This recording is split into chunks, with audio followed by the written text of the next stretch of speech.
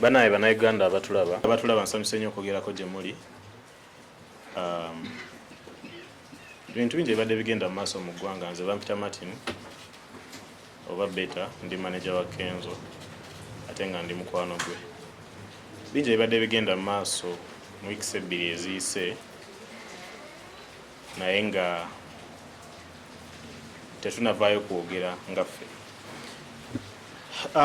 Mbadde nsaba nsooka embazeeko emabega katono nnyo ku bintu ebizenga byogerwa ku Kenzo ku media. Mu 2011 waliwo ekibuuzo ekyabalukawo nti Kenzo ali ebisiyaga nga kitambuzibwa bakompitita be, ebisiyaga kino kiri nekirwaninga nnyo ku social media, nekirwaninga ku media houses zonna. Kyamukosa ng'omuntu naye teyavaayo kwogera oba complaininga lwa nsonga kyali kiri mu bantu ba competitor, abantu aba bulijjo aba media, then ba musicians ab'enjawulo, naye ekyo kyayita. 2012 n'afiirwa taata we. Abantu era ab'enjawulo ne bavaayo ne bagamba yasse taata we olw'okuba nti ayagala kubeera wakabi nnyo. 2013 ne tufiirwa mukwano gwaffe Erichamu era ne bagamba Kenzo yamusse. But the same people, you know, in the industry, bayimbi, ba media personnels. Mu 2014 ne babalukawo ekibuuzo kya Kenzo Illuminati. Nakyo ne kimu affectinga bintu byonna bye mbagamba ebizenga bimu affectinga personally, naye nga tufuna engeri gye tubihandlinga internally ne biyita nga tabyogeddeeko nga caused like touching lesson in public kulaga nti ali hurt. In 2015 kama natwalako Alex Sempijja era ne bagamba Kenzo yamusse. Kati awo ekibuuzo kya Illuminati ne kikulira ddala empapula z'amawulire, bannamawulire, abamu abayimbi, like buli muntu yatekinga advantage okuputinga Kenzo down. Nti ne bwe yawangula BET abantu abamu bakizaayo mabega ne bagamba oyo Kenzo bagge banne bamuwadde buwi BET talina nnyo kyali. You understand? Naye byonna yajjanga asirika n'abivaako kubanga byali by'abantu ba bulijjo. Now this issue came in nga tekyogeddwa muntu wa bulijjo, kyogeddwa omwami ow'ekitiibwa mu ddiini gwe tuwa ekitiibwa, akulira obusiraamu ku sayidi emu, akulira ababuulizi b'enjiri ekiba nga kyo kituufu, naye akulira ddaawa. Kyanjawulo ku munnamawulire okwogera nti Kenzo kino, ne munnaddiini okuvaayo nga mukulu bw'atyo n'agamba Kenzo kino. Bano abantu bonna basiraamu, kitegeere nga nsuubira Sheikh Muzaata yandibadde bw'aba nga alaba waliwo ekitambula bulungi ku sayidi ya Kenzo, asobola okufuna ennamba ye n'ayogera naye mugamba waayi mutabani kino kiri bwekino. So si kuvaayo n'atandika kumutyoboola ku mpewo nga bwe yakola. Ekirala, Kenzo inspiring abantu bangi, Kenzo alabirira abaana bangi, Kenzo ayamba abantu bangi, Kenzo akozesa abantu bangi. Kenzo ebintu ebisinga byajja akola abaana bangi ababirabirako, abayiga byakola, ababira inspired olwa story ne balabanga kisoboka nange okubeera owakabi. Naye singa awulira nga katugambe ku ssomero erimu nga Sheikh Muzaata asomesayo eddiini, nga omwana oyo yawulidde Sheikh Muzaata ng'agamba Kenzo ge, ninga ate ye bulijjo amanyi mwana Kenzo yakola nnyo, Kenzo wakabi, Kenzo inspiringa, bakitegeera. N'awulira eyo story ng'omukulu w'eddiini ate naye gwawo ekitiibwa agamba bw'atyo ku Kenzo, agenda abeera confused nga tamanya ani wakukkiriza, naye ojja kwesanga ng'eddiini emututte nnyo lwa nsonga kyekimu ku bintu eby'amaanyi bye tuwa ekitiibwa. Kenzo alina omwana, alina abaana babiri, naye Amaya mukulu myaka 8 tudde mu generation yaffe aba asobola okugenda ku Facebook n'asoma n'aplayinga videos ez'enjawulo. Kati arespectinga Sheikh ng'omukulu w'eddiini era muli ow'omwoyo, n'arespectinga taata we ng'omuntu gw'alabirako omuntu nga example. Naye kati agenda ku internet alabe Sheikh Muzaata omukulu w'eddiini agamba bw'ati ku taata wange, naye ate taata wange aŋŋamba bw'ati. Kati ono omwana ow'emyaka 8 tetumuwadde chance ku respectinga taata we tetumuwadde chance kumanya ani mutuufu ani mukyamu ofuna bulungi kuba ye mwana muto asuubira nti sheyi mutume wa Katonda sheyi muntu wa ddiini abamu bamanyi n'okulowooza nti bano abantu boogera ne Katonda directly okitegeera so kyekyo ekitiibwa kyetuwa omukulu w'eddiini yenna oba mukristaayo oba mukatoliki oba musiraamu so bw'avaayo n'ayogera ekintu bwe kiti ate ku musiraamu munne kiba kireetawo embeera endala kisingako ku kya munnamawulire just okuvaayo najja n'ayogera munnamawulire asobola okwogera nekiyita nga bwe mbagambye nti emabega bizinga bibaawo Kenzo n'asirika but this time tusooke tuve ku brand Eddy Kenzo tudde ku muntu ng'omuntu musuuza kubanga brand ebeerawo esobola n'okuvaawo kubanga creatingwa naye host wa brand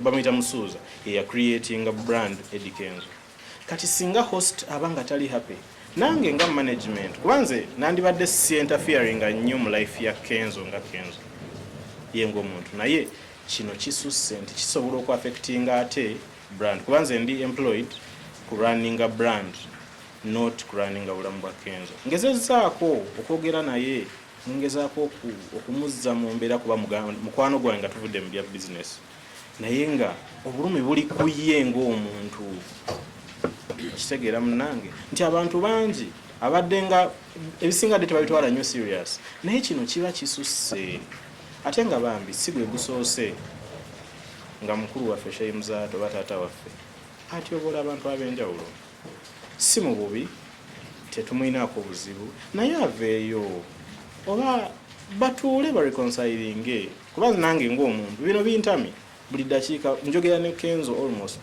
5 times a day ninga mugambe kintu kyekimu buladi tosobola kukakkana tufune engeri gy'okukakkanamu bino biveeko ne mukkiriziganya naye ogenda okulaba nga zema kubidde agamba mwana mpulira nfa okitegeera so si mububi tubadde tusaba kulw'obulungi bwa generation eddako abantu abatunuulira abayimbi bano abantu abatunuulira abantu ab'ebitiibwa bano tuleme kubamalamu maanyi omuntu wabanga ali inspired by owekitiibwa Charles Peter Mayiga gwe nojja ku TV n'omujolonga eyo inspiration ebeera mu balance ng'omuntu tamanyi oba sheyi wange ye mutuufu oba Katikkiro ye mutuufu kati omuntu abeerawo nga tamanyi oba Kenzo ye mutuufu oba sheyi ye mutuufu okitegeera naye nga munnaaye omuntu alwaninze ebbanga lino lyonna myaka 10 nga ajja alwana yekka afuuse kyali araisinze flag y'eggwanga lyaffe mbadde nsaba tumuwe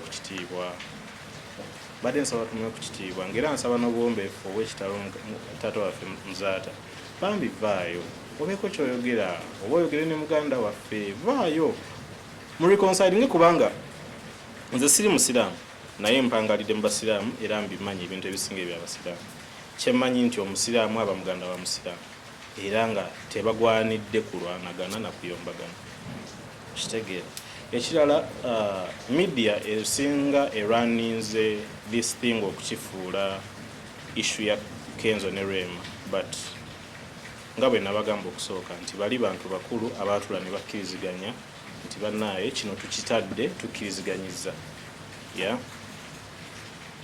oba baali bekyeyagala bye bamanyi naye bye baatuula ne bakkiriziganya ne bakivaako kitegeera kuba kyali kigaana suubira nti Rema yandivudde awalungi n'agenda wala era yagenda ovaawo ng'alaba kiganje ne Kenzo teyandikedde ku makya kuvaawe waka ng'alaba kiri okay kyali kikoze eki kimususeko so ezo issues zaabwe zaali zabeera bazigonjoola ne ziggwa eno issue yatandika kukyala kwa mukwano gwaffe naye kwali kutambudde bulungi era nga tetukinaako buzibu of course social media yeevuma bafaani ne bavuma era kukyala kwagendanga mu maaso nga bafaani bavuma Kenzo ne bakola kibakatwaza okerwa nsonga twabimanyiira but then later in the evening or in the night ne wavaayo eyo story ng'omuntu avuma omukulu w'eddiini avuma omu ku bannaddiini olw'ensonga maybe yalema okutuukiriza bo kye baali baagala olw'ensonga yinga omuntu ze yeesigaliza n'atayogera kyensuubira nti kyali si kirungi wadde akati era ensonga lwaki Kenzo yavayo naye singa kukyala kwatambula bulungi nga teboogedde ku Kenzo bubi nga tebamutyobodde. Siraba na Kenzo wawe yali ajjira muki mu kukyala kw'abana abantu okitegeera kuba singa teyaliimu kyandiyise ne tuhandolinga media engeri gyevuma ebyo ne biggwa okitegeera. But this time kyasukka ku Kenzo nga brand kiri mu kuaffectinga Kenzo ng'omuntu nti abayimbi bangi tubalabye nga bafuna depression ne bafa naye nga ebiseera ebisinga si lwakuba nti oba mukwano oba ki naye they feel like they are not appreciated. They feel like they have done too much for the country, maybe too much for the people, and they are not appreciating them. Kubanga ffe tutambula naye nammwe kenyini abali wano sirabangayo muntu akubye Wizkid story embi but Davido bajja wano shows ne zibasala okitegeera flat naye tewali akikubako mawulire mabi era at least ekyo mukireka ne kiyita naye omuntu akoledde Uganda ebintu ebingi abasajja abakamiliyoni oyinza omusanga nga maybe alina statement gyakoze oba alina kyakoze n'ogamba wampisa mbi naye baakoowa okujogebwa okitegeera. So for Kenzo's issue, this is not about Rema. I must clear this to you guys. It's not about Rema. It's not about anything. Buli muntu alina weaknesses fe nze mama wange akyali mulamu gyali naye buli wemba ngenda omulaba obanga waliwo kyabadde ngamba Kenzo wayi ngenze kulabako ku mama wange ali bwati ne bwati ne bwati so bw'oba neetaaga ojja kunkubira naye whenever you talk about a mother atulika n'akaaba okitegeera lwansonga ye yafuna good memories ne few bad memories with the mother naye nga bakyali bato yafuna ntono kati ate haso gye yayitamu nga maama we taliiwo n'okunyoomebwa kwe yasanga n'okuboolebwa kwe yasanga maama wavuddewo kwali kungi. So whenever you talk about his mother kimuluma yes lwakuba nti kyajja mu public but that is his strongest weak point okitegeera. Kenzo asobola okugumira ebintu ebisigadde naye ekintu kya maama we kimuwikeninga nnyo nnyo nnyo ng'omuntu tumurespectinge tukkirize tuleme kumujajinga tuleme kutunuulira side eri tuleme kukozesa platform eno advantage eno kumuputinga down because he has done a lot for the country. So mbadde nsaba baganda bange abasiraamu bakulu b'amadiini Ministry of Ethics and Integrity, Tourism and a lot of big people mujje mu intervening mugezeeko okwogera n'abantu bano bakkakane Kenzo reconciling ne mwami Muzaata kubanga munaye ate nze neewunyiza nanyo okulaba nti mwami Muzaata yavaayo n'abeera so bitter ku Kenzo lwansonga bantu ba busiraamu bonna ate tebebanko na buzibu kyabadde so shocking but badde nsaba abasobola bajje bayo abasobola okugerako ne mwami Muzaata jjajja waffe Nakibinge bamufti aba side zonna Old Kampala ne Supreme mujje mu interfering embeeko kyemukola munnaffe ate tuleme kumufiirwa olw'obulumi bwalimu tuleme kukifuula kyakuzannya tuleme kifuula mboozi ntono ng'abantu abamu bwe baagala okukitwala abantu abamu baagala bakinafuya nnyo ku level ya Kenzo akaabira Rema but I'm telling you guys that is not the issue. Kuba toyinza kungamba nti okaabira omuntu yawukana naye emyaka 2 emabega okitegeera. So with common sense ffenna tukitegeere nti Kenzo ne Rema bakkiriziganya buli omu n'atambula bibi buli omu n'adda bibi but this came in a wrong time on a wrong person. Ono omuntu inspiring generations and generations n'abantu abakulu banyinza kuba bino byatandika basheyi bankubidde abantu aba offices ennene bankubidde and they feel hurt nenga bonna bagamba Kenzo asirike gamba Kenzo asirike. We have tried our best as management to handle this with him akakane ne mukanya nti blood it's okay nagamba mwana ize newete dakika nga 3 nakwenaga mati nimfa obusungu buganya okukakana okitegeera. So badde nsaba bambi tuyambe muganda waffe tuve mu bya business tuve mu byaki tuve ku byani mutufa ni mukyamu tuyambe muganda waffe akakane ekyo kiveewo.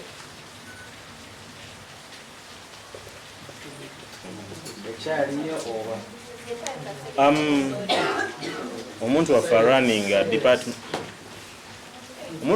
a department eyo eya events and promotions agenda kuwandiikira poliisi ya Uganda abasabe kuba munaye essaawa eno tewali kyakikola ye ng'omuntu kyekigenda omuwa emirembe and ffenna kyetwagala right now kumulaba nga azzeemu okusmiling ekitegeera because omuntu ayinza okugamba kati management ekola ki, but this is beyond the management of Eddy Kenzo. This is about friends of Musuuza kubanga iffe tugenda sigala tuli bakwano ba Kenzo even without his brand. So kat management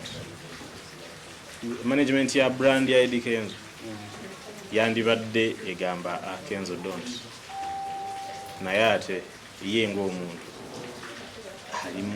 ali mu kukaaba omutima gumuluma every minute, so tulina kukkiriziganya naye ne tukola naye. Muzaata yabaddeko ku radio y'ekiro n'agamba ali ready okumiitinga Kenzo boogere. Nze ng'omukyere njagala sina buzibu era nandisabye nnyo bwe kiba kisobose ne bamiitinga never coming up with an agreement ne reconciling akabu n'obusiraamu. Tuleme nnyo bino bifuula nnyo bya media ne byakola ssente simanyi ono afunye likes and all that, but this should be a religious thing. They should reconcile. Kenzo musajja musiraamu wano wona wajudde ebitabo bya busiraamu zino ndaba Kurani 2 waliwo ey'Oluganda n'ey'Oluzungu, so tebasobola kulema kukwatagana.